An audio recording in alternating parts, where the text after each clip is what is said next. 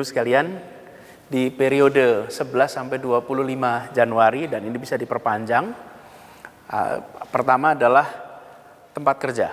Prinsip utamanya. Tempat kerja akan melakukan pembatasan 75% itu bekerja di rumah. Lalu yang kedua, belajar mengajar dilakukan secara jarak jauh. Yang ketiga, sektor-sektor esensial ini bisa berjalan 100%. Sektor esensial ini seperti sektor kesehatan, sektor pangan, sektor energi, sektor keuangan, perbankan, itu semua adalah sektor esensial. Kemudian pusat perbelanjaan itu dilanjutkan untuk bisa berkegiatan tapi hanya sampai pukul 19.00. Kemudian juga aktivitas rumah makan, restoran, dan lain-lain, kapasitasnya menjadi 25%. Dan beroperasi sampai jam 19. Adapun untuk pemesanan atau pengambilan itu bisa beroperasi 24 jam sesuai jam operasional. Lalu tempat ibadah dibatasi 50% seperti sekarang ini. Fasilitas umum dan kegiatan sosial budaya sementara akan dihentikan. Jadi fasilitas umum di Jakarta akan dihentikan, ditutup. Kemudian transportasi itu akan berjalan dengan pembatasan kapasitas 50%, dan jam operasional untuk kendaraan umum di Jakarta itu sampai dengan jam 20.00. Sehingga kantor yang dan kegiatan-kegiatan tutup jam 7, transportasi umumnya sampai jam 20. Nah, detailnya bisa dilihat di peraturan gubernur dan keputusan gubernur yang langsung kami edarkan, juga infografis yang nanti disampaikan lewat media sosial.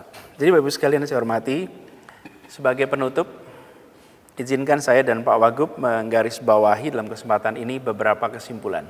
Pertama, kapasitas dan kemampuan yang tinggi di Jakarta untuk melakukan testing, melakukan tracing, melakukan treatment dan isolasi mandiri atau isolasi terkendali, itu telah berhasil membuat tingkat kematian kita menjadi 1,8%. Tapi tetap saja kita harus memperhatikan jumlah kematian yang tiap hari kita masih menyaksikan saudara-saudara kita diangkat dari rumah sakit untuk dimakamkan.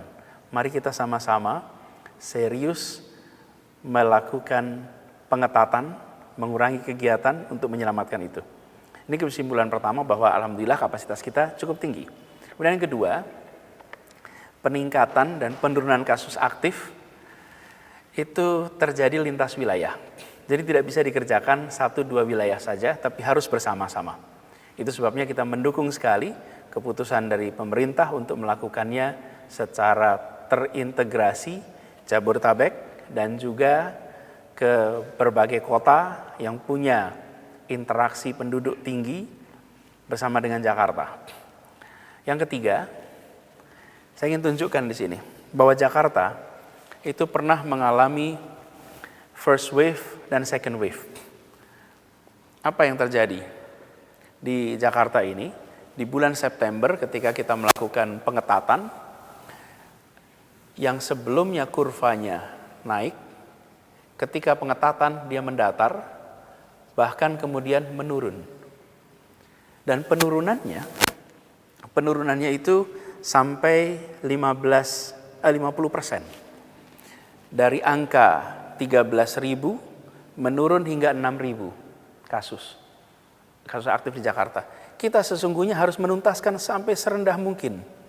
Tapi kemudian ada liburan di sini. Dan sesudah liburan berubah. Yang kita berharap turun, setelah liburan dia menanjak lagi. Nah sekarang, Bapak sekalian, sekarang ini kita berada di bulan Januari, sedang di puncak-puncaknya. Sekarang kita mulai melakukan PSBB. Kita berharap nantinya seperti tadi, ini bisa mulai melandai, mulai dengan landai, kemudian setelah melandai, kita berharap ini bisa turun. Turunnya kita harapkan tuntas. Kenapa kita harapkan tuntas?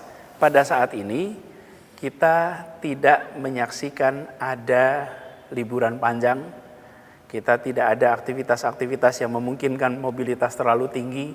Karena itu kita berharap kita bisa mengendalikan ini dengan sebaik-baiknya.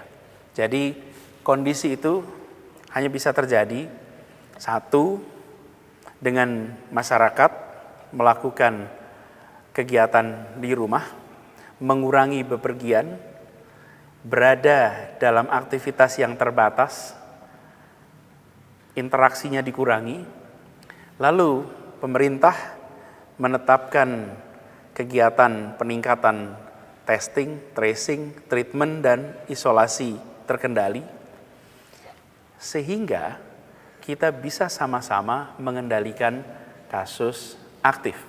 Jadi saya berharap kepada kita semua untuk sama-sama berikhtiar. Ini PSBB akan kita mulai hari Senin.